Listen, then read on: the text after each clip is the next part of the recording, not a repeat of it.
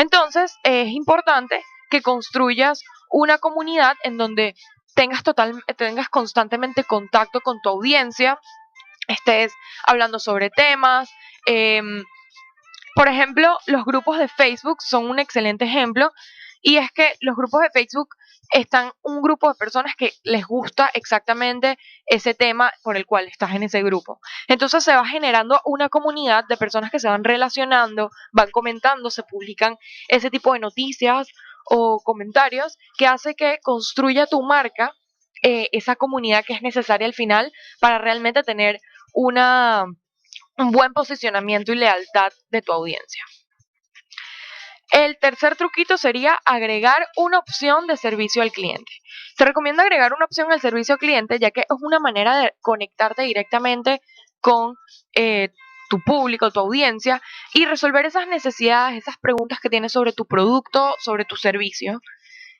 Además, es una manera de que puedas encontrar su data refiriéndome a su correo electrónico, que hoy en día es muy, muy necesaria y tiene un gran poder a la hora de tú hacer un marketing, por ejemplo, un marketing de email o un marketing dirigido realmente a esa persona, porque ya sabes su nombre, tienes como una información básica que obtuviste gracias a ese servicio al cliente.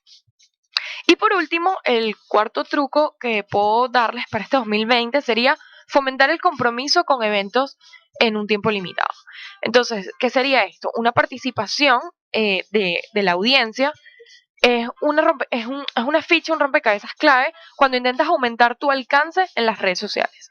Para que puedas beneficiarte del marketing de las redes sociales, debes trabajar para crear eventos divertidos para sus seguidores.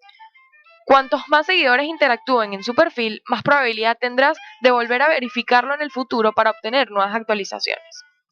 Por ejemplo, es muy común ver obsequios o los llamados giveaways en tus redes sociales. Esos son como eventos limitados que hacen que tú expandas tu, tu alcance y fomentes un compromiso con la gente en base a tu audiencia o con tu feed, con tu Instagram, con tu cuenta de perfil, por ejemplo. Entonces, hay que tomar en cuenta estos 4 truquitos. A medida que tu marca va creciendo, tendrás que ajustar esta estrategia de estos 4 claves que te acabo de dar. Y es eso, o sea, las redes sociales van cambiando. Sin embargo, hay cosas que puedes ir trabajando, ya que a lo largo del año pasado funcionaron en muchas de las marcas. Entonces, las estrategias que menciono, estas 4, pueden tomar en cuenta para aumentar sus ventas, aumentar su exposición, mejorar la confianza de la marca y obtener más información sobre tu público objetivo. Y con esto cierro esta parte de este segmento del programa que es informativo, y vengo a la parte dinámica, que el día de hoy tenemos aquí como invitada a una persona que es periodista deportiva, pero ella también hoy en día es bastante metida en las redes sociales, tiene su propio podcast con otras 2 personas, y es bastante influyente hoy en día, también un estilo lifestyle. Estamos con Anto Sports o Antonella González. Victoria, un placer estar en tu programa, hablar de mercadeo y comenzar este 2020, como tú dices, contando las nuevas herramientas que tiene el mercadeo digital, que por lo menos en mi generación, yo que tengo 30 años, ha sido difícil adaptar todo lo que nosotros llevábamos estudiando a esta nueva tecnología, a ir innovando poco a poco o cada vez que salen herramientas nuevas y adaptarlo al área digital en comparación con la generación Z que nació con eso, que ya nos lleva muchísimo, sí, se les da natural. En cambio, nuestra generación siempre tiene que estar estudiando y por eso son buenos los tips que has dado para comenzar este 2020 con todo. Me encanta que hayas venido, muchas gracias. Y siento que nos vas a dar un poco de tips y cosas que en verdad pueden ayudar bastante porque has pasado por muchas cosas, sí. Pero quisiera saber primero cómo llegaste a hacer Anto Sports, cómo comenzó todo, periodista deportivo, cómo fue todo, Anto. Sí, es raro, ¿no? Bueno, ya no es tan raro que una mujer esté en el periodismo deportivo. Sin embargo, cuando yo comencé mi carrera, yo tenía 18 años. Yo siempre supe, bueno, no siempre, yo comencé haciendo deporte. Yo jugaba voleibol en mi ciudad, en Caracas, pertenecía a la selección de distrito, después fui preselección nacional, me encantaba todo lo que era relacionado con deportes. Cuando llego a la Universidad Católica Andrés Bello, ellos tenían un gran equipo de fútbol que jugaba Liga Nacional, era espectacular, con casa club, traían importadas, cosa que en Venezuela no la veías, o en el fútbol femenino en general en Sudamérica la veías muy poco. Eran patrocinadas por una marca espectacular deportiva y me enamoré del fútbol. Y cuando comienzo a entrenar fútbol, llega Kenneth Ceremeta, que se convirtió en el seleccionador de Venezuela.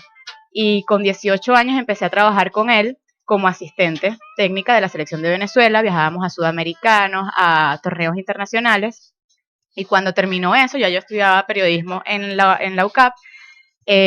Cuando tuve que dejarlo por los estudios, dije, wow, ¿por qué no combinar las dos cosas? El periodismo, que tanto me gusta y estoy estudiando, con el deporte, ya que no puedo ser atleta profesional. Ese sueño se quedó allá bastante atrás, pero sí pude combinar las dos cosas, el periodismo y el deporte, y así comienza mi carrera. Que al final es algo que te apasiona, uniste esas dos cosas y hiciste... Me apasiona, claro. Llegar a ser Anto Sports fue ahora en la era digital. Yo comencé trabajando en un canal nacional allá que se llamaba Meridiano. Después me fui a España a estudiar un posgrado de periodismo deportivo. Me volví a Venezuela a estudiar en DirecTV Sports, y a trabajar en DirecTV Sports, que es un canal sudamericano. Y claro, cuando perteneces a una empresa, tú no tienes que estar al tanto de las redes sociales, porque a ti te contrata una empresa, tú simplemente vas a los partidos, haces lo que te apasiona, trabajas yendo a cubrir el fútbol venezolano o las eliminatorias de Conmebol para el Mundial, en aquel momento era Brasil 2014, Rusia 2018, y no tienes que estar pendiente de las redes sociales porque tu trabajo ya solito se hace. Sí. El canal trata de hacer toda la parte que es promoción, mercadeo, y tú simplemente te enfocas en hacer tu trabajo. También tenía o trabajaba en un programa de radio, que tú vas, te sientas, haces tu programa de radio y ya toda la radio se encarga de promocionar. Era muy simple. Después, cuando uno, claro, unido con la migración y todo eso, uno dice, wow, tengo que comenzar de cero y ver cómo me adapto a esta nueva era digital en la que todos nos hemos tenido que adaptar independientemente si seguimos trabajando en un canal de televisión o no.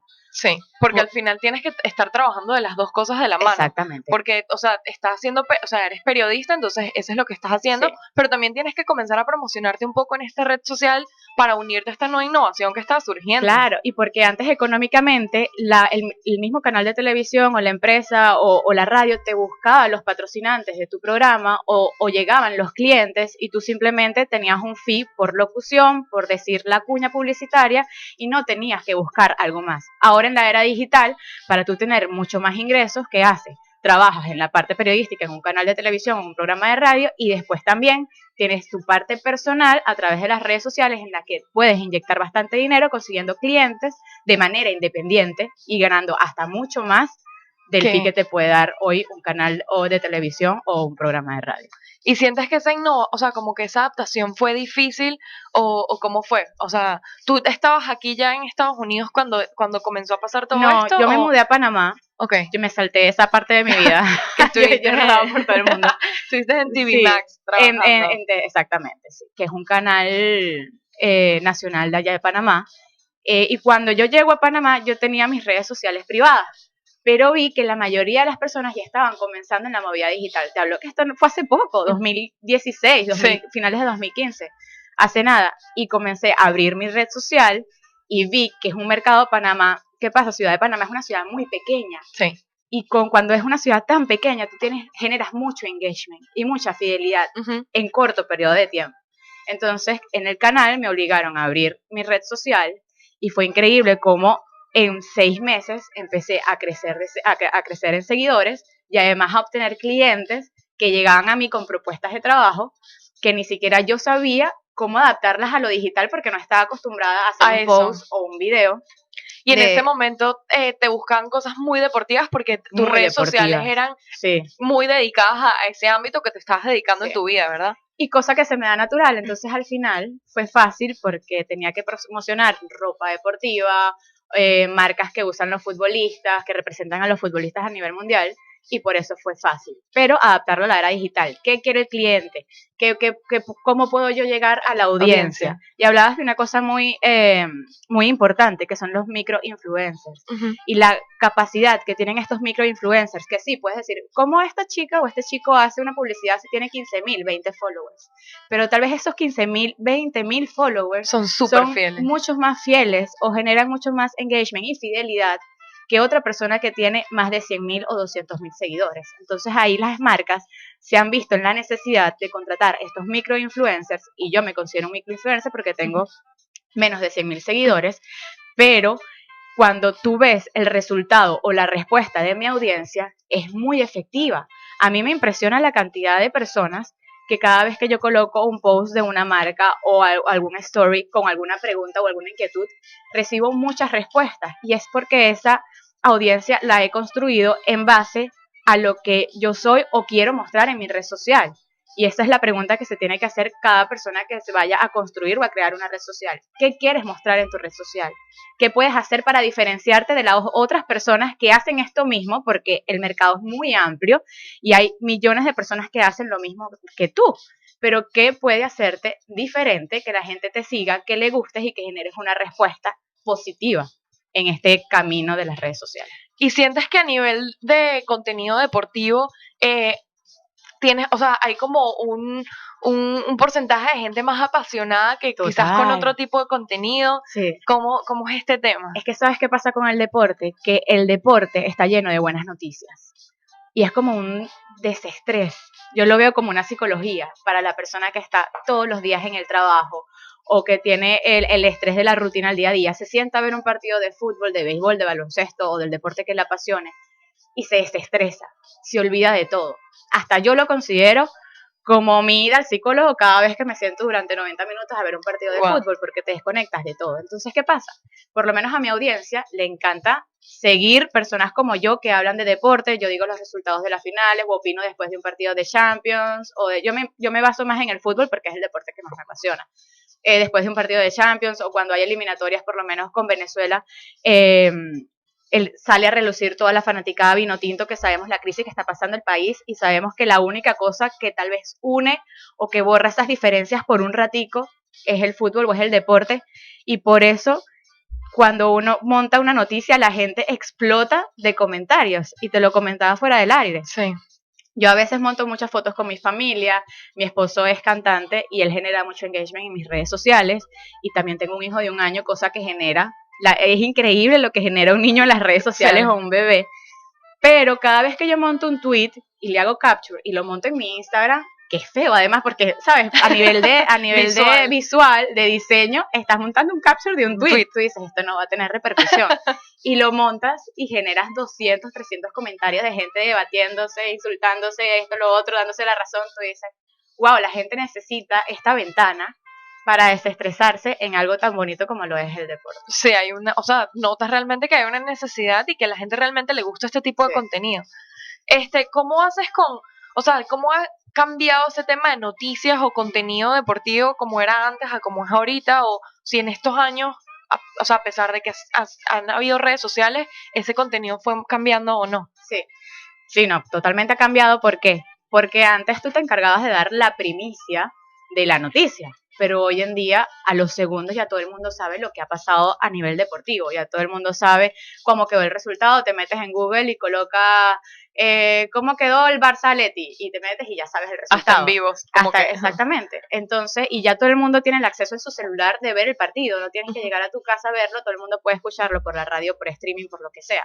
Entonces, ¿cómo cambia a nivel de noticia deportiva el contenido? Tienes que simplemente hacer un análisis de eso. Ya no es simplemente informar, sino dar tu opinión con respecto a ese tema, tomar una postura y eso mostrarlo en las redes sociales, que es lo que yo hago con mis tweets. Con mis tweets yo nunca hago o nombro los resultados o doy información, simplemente traslado la opinión que doy en el Twitter, que el Twitter es muy futbolero.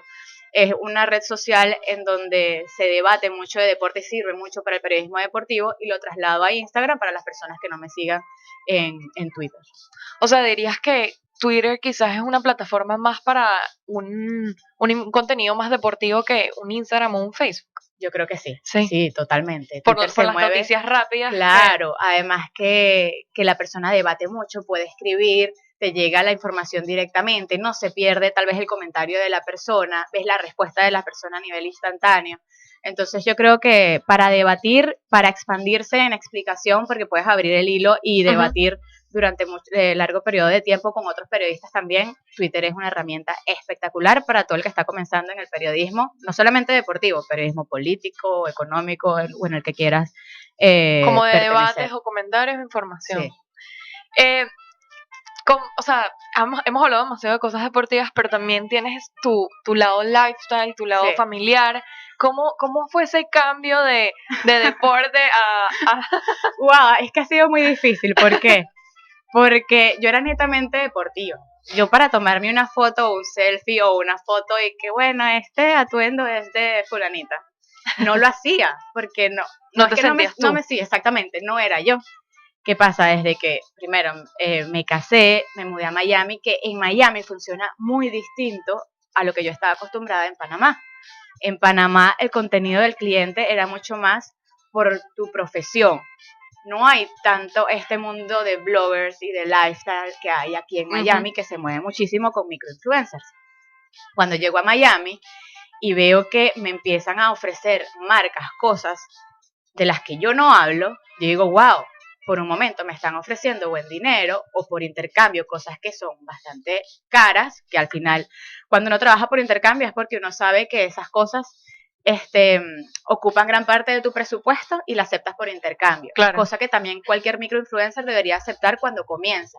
No aceptar de una dinero porque es una manera de lograr la fidelidad o de generar o de crecer en tu contenido y ya después obligar o generar ese currículum que le puedas ofrecer ya un pago por esto o pedir un pago por esto. Cuando comienzan las marcas a ofrecerme, digo, wow, tengo que cambiar mi Instagram. Pero ¿qué pasa? Me daba miedo de perder aquella audiencia que estaba destinada a verme solamente hablando de deporte. Que al principio era, ¿qué tipo de audiencia tenías con deporte? 90% hombres tenía, entre 25 y 34 años. Wow. Mi audiencia era 90% hombres. Y cabe destacar que esta audiencia de hombres era bastante respetuosa, porque a veces te siguen hombres y todos sabemos muchas veces cómo hay calidad, o sea, hay personas de todo tipo y de repente te insultan o dicen comentarios que no son agradables o babosos o impertinentes o pasados de la raya. Y en verdad mi audiencia, a pesar de ser 90% hombre, siempre ha sido netamente de hablar de fútbol, de hablar de deporte, muy respetuosa, cosa que yo valoraba, porque yo decía, bueno, es una audiencia que tiene buena posición económica, que es letrada, es estudiada, porque ahí tú notas la diferencia de los comentarios, que le gusta el deporte y que tiene conocimiento del deporte, no llegó a mí por casualidad. Entonces, claro, cuando yo digo, bueno, pero tengo que adaptarlo al lifestyle, además, estaba embarazada, tengo un hijo ahora de 1 año y 3 meses, tenía que adaptar toda esta herramienta digital a lo que hoy en día consumo. ¿Qué consumo? Mi experiencia como mamá, en el embarazo, que comprarle a mi hijo, porque me llegaban marcas, mira, le quiero patrocinar los pañales durante 1 año. Entonces, wow, la gente que me ve por el fútbol, cuando yo monte 4 o 5 stories de la marca de pañales, me va a decir unfollow. Esta chica dejó de hablar de lo que me interesa, bye bye. Entonces, claro, he tenido que buscar la manera de relacionar todo lo que hago como mamá. Gracias a Dios, bueno, mi hijo es varón, entonces también todo como es varón lo relaciono con el deporte y lo pongo a jugar a patear la pelota, cosa que hace bastante bien. Gracias a Dios. Sí, salió. Tuve suerte, lo pongo a patear la pelota. Entonces, claro, relaciono toda esa experiencia de mamá. Entonces, claro, la gente que me sigue por ver opiniones de fútbol o resultados o un podcast, yo tengo un podcast que se llama On Fire, que comencé hace poco con 2 compañeros periodistas deportivos reconocidos que trabajan aquí en Miami, Max Cordaro y Walter Roque, trabajan uno en Telemundo y otro en CNN, y creamos este podcast para también tener ese alcance directo a la audiencia de deporte.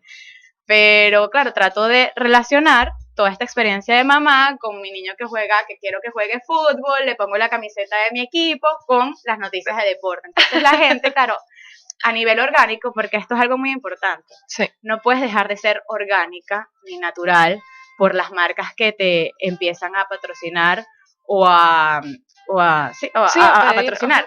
Porque ¿qué pasa? A veces con las marcas, y también otra cosa importante, es ser fiel a esa marca. Si a ti te contrata una marca de skincare y te dice, bueno, durante 3 meses quiero que uses esta crema. Entonces, bueno, y pruebas esta crema y en verdad, claro, también tienes que probarla antes, cosa que yo siempre le digo al cliente, mira, dámela, yo la pruebo una semana. Si en verdad es buena y me gusta, yo la patrocino. No es simplemente todo por el dinero, porque al final la gente no te va a creer. La gente está creyendo en ti y en lo que tú utilizas. Entonces, cuando te llega esta marca, tú también tienes que tratar de lograr fidelidad. No es que, bueno, me puse esta marca 3 meses y como la otra me contrató el mes que viene, voy a cambiar de marca. Entonces, en eso hay que tener mucho cuidado.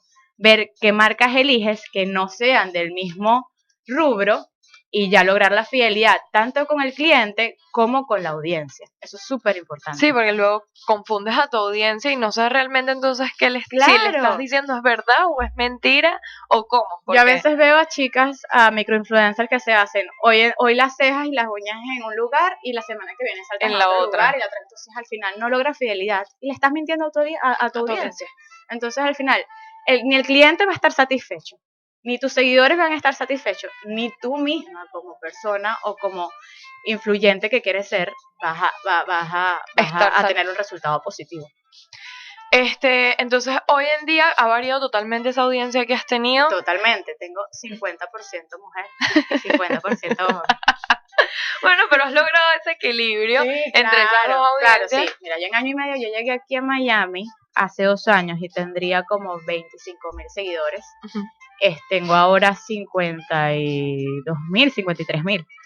Y claro, he doblado en año y medio la cantidad de seguidores y me imagino que, claro, en ese día a día de conseguir seguidores, muchas de las personas que han llegado a mí por hoy en día a hacer las cosas de lifestyle y de experiencias de mamá han sido mujeres. Cosa que no me desagrada al 100% porque además que esa mujer que me sigue o que no está ligada al deporte, me gusta que me siga y que al final también hasta se encariñe con el deporte y logramos como agrandar ese mercado que fue tan dominado por los hombres en algún momento y que ahora también las mujeres son parte de esto como es el deporte. ¿Y no has sentido ningún obstáculo siendo mujer en este mundo o sientes que como me dijiste fluyó todo y quizás fue... En el deporte, dices tú. Bueno, al principio fue duro. No te voy a mentir que al principio sí fue un mundo muy machista, porque tal vez, cosa que yo nunca he sido, ni me he vestido pegado, ni he sido la más sexy, pero al final muchas veces te contrataban o quería que estuvieras ahí por ser la cara bonita del programa, ponte a presentar el programa, y no te dejaban opinar. Pero cuando yo llegué a DirecTV, cosa que agradezco muchísimo, en verdad DirecTV Sports fue un canal en el que valoraron muchísimo mi trabajo, siempre me pusieron en debate.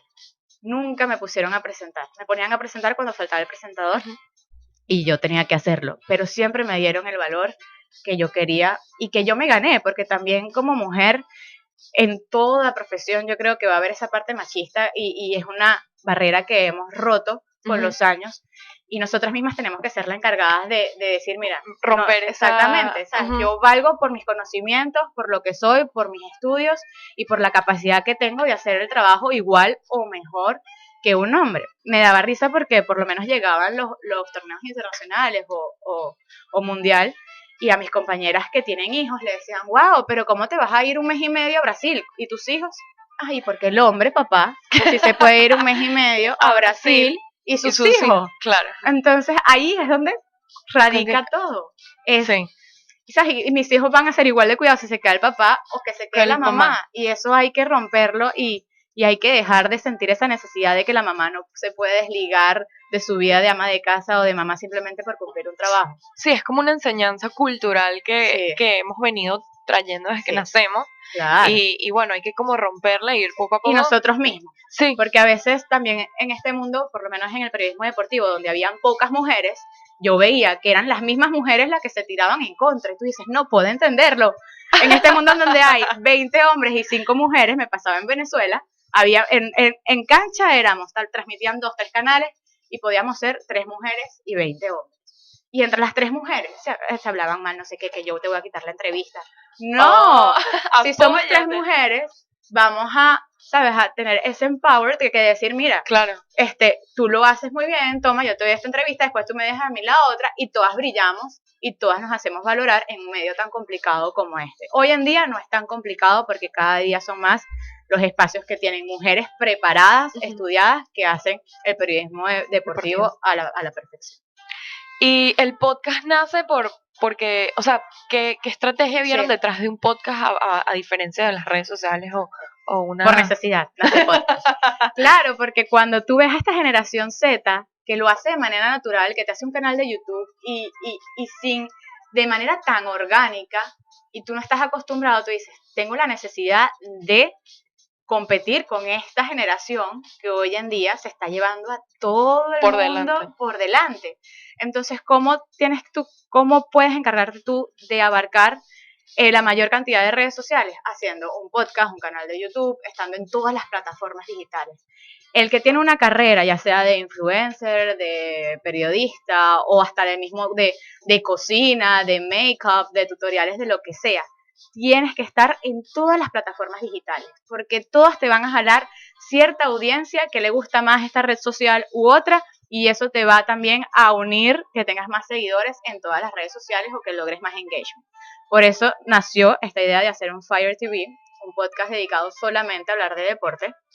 Lo comenzamos hace 2 meses y creo que es una plataforma, me encanta porque es muy orgánica, sí, porque también el seguidor le encanta como esa parte orgánica de que la gente habla de lo que quiere, de la manera que quiere, sin modismo, sin tener que estar detrás de un micrófono y modular a la perfección, porque si no... Muy conversacional. Te sientes muy hablando con una persona del tema y ya. Te sientes sentándote en una mesa, sala, tomándote un café y hablando de tu tema favorito. Tal cual. Y eso es lo rico del podcast, que también se ha trasladado a todas las plataformas digitales, porque puedes conseguirlo en Spotify, puedes conseguirlo en un canal de YouTube, porque la gente se graba en video. Entonces tienes 1.000.000 de herramientas en un solo video o en un solo audio, y esa manera es muy efectiva para lograr engagement o fidelidad de parte de una audiencia, que hemos conseguido muchísimo este diciembre y enero. Claro, todo comienzo es difícil porque decíamos, bueno, vamos a crear un podcast.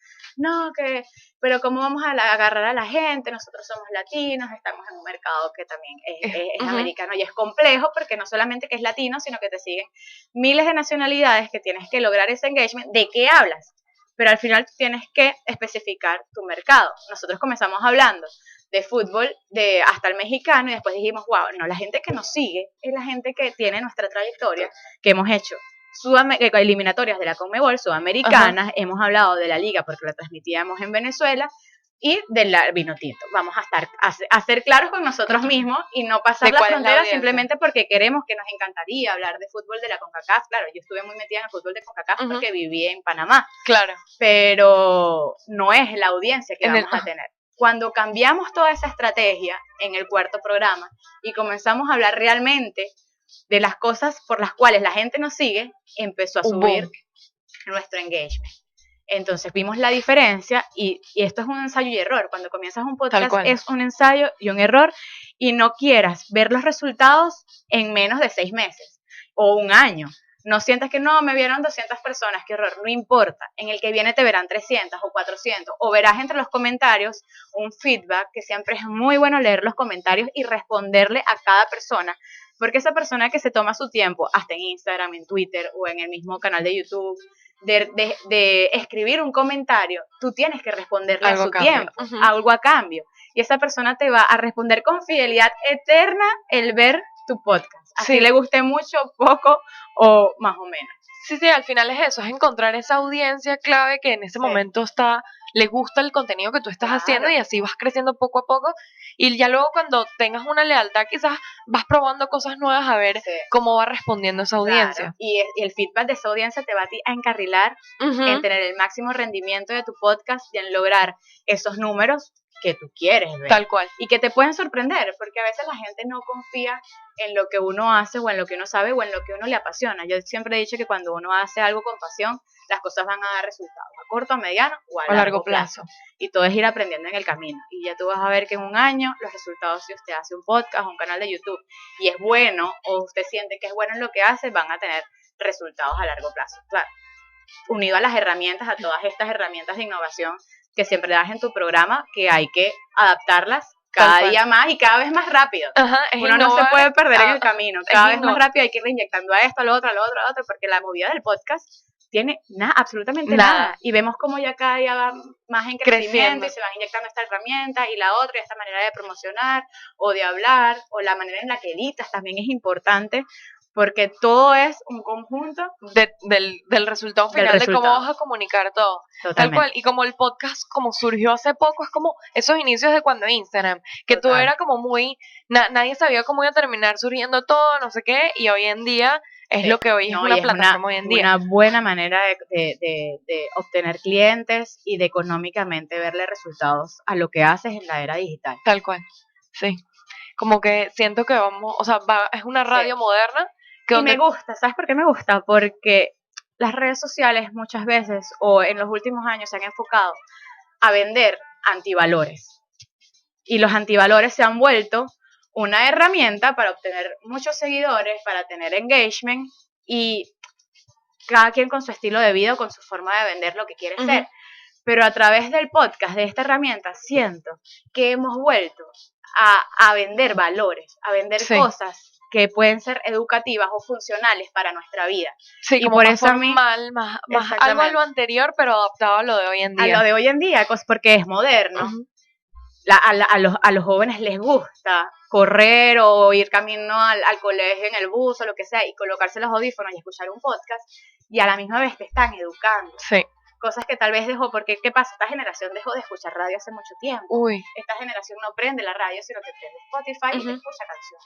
Cuando encuentras esta herramienta dentro de Spotify, esta posibilidad de escuchar algo innovador, bueno y que te eduque, qué increíble que los podcasts estén funcionando de una manera educativa y formativa y vendiendo valores a la generación que para mí les falta, o sea, estamos carentes de eso, de ese tipo de contenido. No, y además como que tiene esta ventaja de que tú puedes seleccionar qué programa quieres oír en base a los temas que te gustan. Entonces eso ayuda mucho a que realmente ese día te provocó oír del podcast y te metes y oyes y te quedas bastante. Entonces generas bastante, o sea, te creas lealtad realmente con esa persona. Porque antes en los programas de radio, si querías escuchar, tenías que esperar, a las 12 del mediodía es el programa que a mí me gusta, que habla de esto. Entonces tenías que esperar a las 12 del mediodía. Hoy en día no, hoy en día lo puedes consumir de manera directa. Lo que a mí me gusta, quiero que la gente me hable de cómo, no sé, voy a hacer un comentario demasiado de mamá, pero cómo amamantar a hijos. Y la gente busca el podcast de mamá, no sé qué, listo, aquí lo tengo. Y vas escuchando en el carro este podcast que te está dando una información, te está brindando millones de experiencias y te está dejando algo a nivel de personal. Por eso me gusta mucho el podcast, creo que es una herramienta que va a funcionar y que yo creo que va a ser la principal en este año 2020 para crecer a nivel profesional y personal o en el área que te desenvuelvas. Sí. ¿Qué quisieras dejar de mensaje final a todas esas personas que te están oyendo con el periodismo deportivo o con todos los cambios que has vivido en base a las redes sociales? Sí, yo siempre he dicho que hagan las cosas con pasión, que les apasione hacer lo que hacen y que sean reales. No se trata de vender en Instagram una mentira o de mostrar toda tu vida privada simplemente porque eso es lo que vende. Creo que tiene que haber una línea entre lo privado y lo que quieres hacer público, pero eso no significa que dejes de ser real, que dejes de ser tú, que dejes de hacer de manera orgánica lo que te apasiona. Creo que ese es el punto clave para lograr la fidelidad, el engagement de tu audiencia, de hacer un contenido real y que al cliente también le guste para que así logre ver en ti un potencial de posible persona influyente en el mundo digital. ¿Quieres dar tus redes sociales? Claro que sí.